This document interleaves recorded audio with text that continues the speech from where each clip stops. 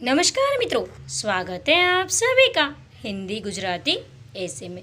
आज हम लिखेंगे चुनाव में हारे हुए उम्मीदवार की आत्मकथा। तो चलिए हम इसकी शुरुआत करते हैं। मुद्दा प्रस्तावना, चुनाव प्रचार और हार। चुनाव में हारने के मुख्य कारण और अंत में देखेंगे उपसंहार। समय समय बलवान है, नहीं मनुष्य बलवान। कावे अर्जुन लूटियो, वही धनुष वही बाण। जिस विस्तार में से मैंने 4 बार चुनाव जीता, आज उसी मत विस्तार में से मेरी हार ने मुझे एक प्रचंड आघात में धकेल दिया है। मैं अगर कम मत से हारी होती तो बात कुछ और थी, लेकिन इतने कम वोट कि जिससे मेरी टिकट भी मैंने गुमा दी है।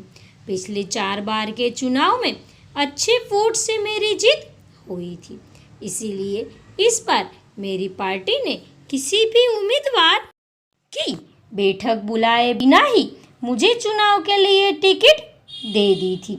मुझे टिकट मिलने के बाद मैंने मेरे मत विस्तार में चुनाव प्रचार के लिए कुछ भी बाकी नहीं रखा था।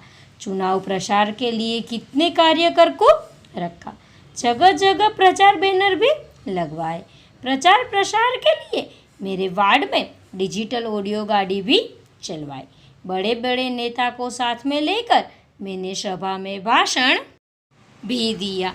दिन रात एक कर मैंने चुनाव का प्रचार किया। सबके घर घर तक गई। लोगों द्वारा मेरा खूब मान सम्मान किया गया। अनेक लोगों द्वारा सिर्फ मुझे मत देने का वादा भी किया गया। यूँ चुनाव के आगे की रात तक मैंने खूब पैसे लगाकर अपना चुनावी प्रचार किया। लाखों रुपए का खर्च कर मैंने ये सारे काम किए। इतना खर्च करने के बाद भी आज मैं चुनाव हार गई।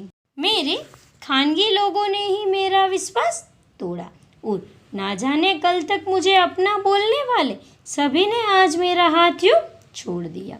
चुनाव के इस अनचाहे परिणाम ने मुझे बड़ी मुसीबत में डाल दिया। जब मेरे पक्ष ने कोई बड़े पैमाने पर प्रचार नहीं किया था, तब भी मैं चुनाव में आसानी से जीत गई थी।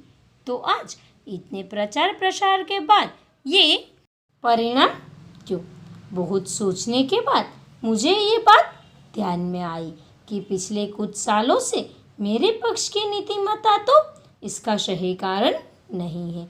मेरे पक्ष द्वारा पिछले 5 साल के शासन के दौरान भ्रष्टाचार में पीछे नहीं रहा। मेरे पक्ष के छोटे से छोटे सभ्य द्वारा भी भ्रष्टाचार किया गया। अलग अलग योजना सरकार द्वारा बनाई गई, लेकिन लोगों तक नहीं पहुंची। सेवा के नाम पर हमारे घर भरे गए। योजना तो खूब आती, लेकिन वह सीमित सिर्फ कागज तक रहती।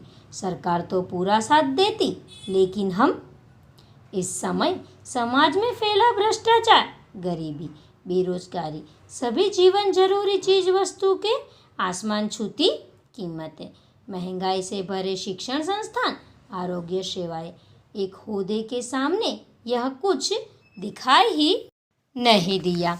पिछले 5 सालों में मेरी नीति भी बदल गई। पहले मैं हर सप्ताह लोक संपर्क में जाया करती थी। पिछले साल में मेरे मत विस्तार में रहते लोगों को मिलने नहीं गई। ना ही मैंने उनको उनकी समस्या का हल दिया, ना ही उनकी बात सुनी।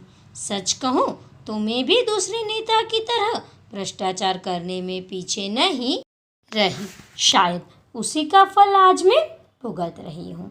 मुझे ऐसा जानने को भी मिला है कि मेरे ही पक्ष के दूसरे कार्यकर्ता द्वारा मेरे विरुद्ध प्रचार किया गया था, लेकिन इस बात की मुझे खुशी है कि आज लोग अपने वोट, अपने हक, अपने अधिकार के प्रति जागरूक हो गए हैं।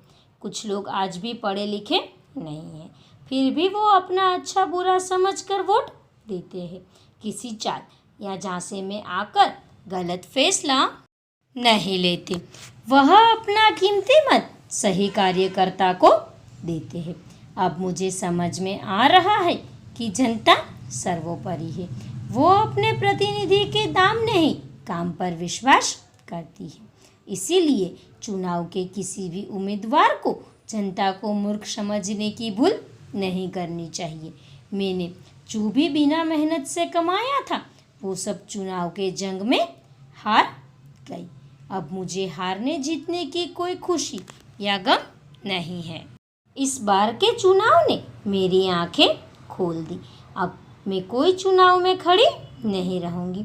हाँ, मैं समाज सेवा के कार्य जरूर करूँगी।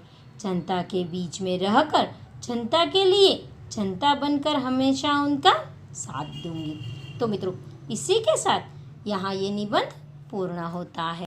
निबंध को अंत तक देखने के लिए आप सबका बहुत बहुत धन्यवाद। अगर आप सभी को ये निबंध लेखन पसंद आया हो तो वीडियो को लाइक करके शेयर करना और चैनल को सब्सक्राइब करना ना भूलें। धन्यवाद।